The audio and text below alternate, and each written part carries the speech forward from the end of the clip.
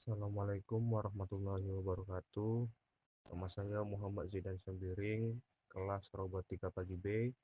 Kali ini saya akan menjelaskan tentang program leader atau diagram program yang dibuat di perangkat lunak Machine Express Logic Builder, yang dimana ini adalah tugas mata kuliah dari program Logic Controller atau bisa disebut PLC. Ini adalah ujian akhir semester dari tugas tersebut.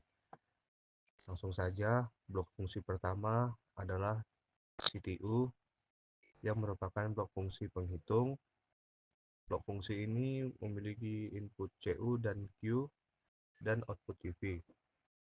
Input CU adalah input penghitung dan input Q adalah input reset. Output CV adalah output penghitung.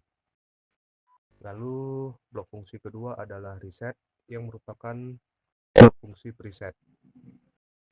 Blok fungsi ini memiliki input R dan PV dan outputnya itu Q. Input R yang sudah saya jelaskan seperti tadi adalah input presetnya, dan input PV adalah input nilai preset, output Q adalah output preset. Lalu di sini adalah variabel pertama yang merupakan input digital. Variabel ini dihubungkan ke input CU dari blok fungsi CTU. Lalu variabel kedua adalah yang merupakan input digital. Variabel ini dihubungkan ke input R dari blok fungsi reset. Lalu variabel ketiga yang merupakan input digital, variabel ini dihubungkan ke input PV dari blok fungsi reset. Variabel keempat yang merupakan output digital, variabel ini dihubungkan ke output PV dari blok fungsi CTU. Lalu variabel kelima yang merupakan output digital, variabel ini dihubungkan ke output Q dari blok fungsi reset. Program ini tampaknya dirancang untuk mengontrol beberapa jenis peralatan atau proses, blok fungsi CTU, dan reset. Berisi logika yang diperlukan untuk mengontrol peralatan atau proses tersebut. Variabel S1, S2, S3, Q1, dan Q2. Berisi data yang digunakan oleh fungsi.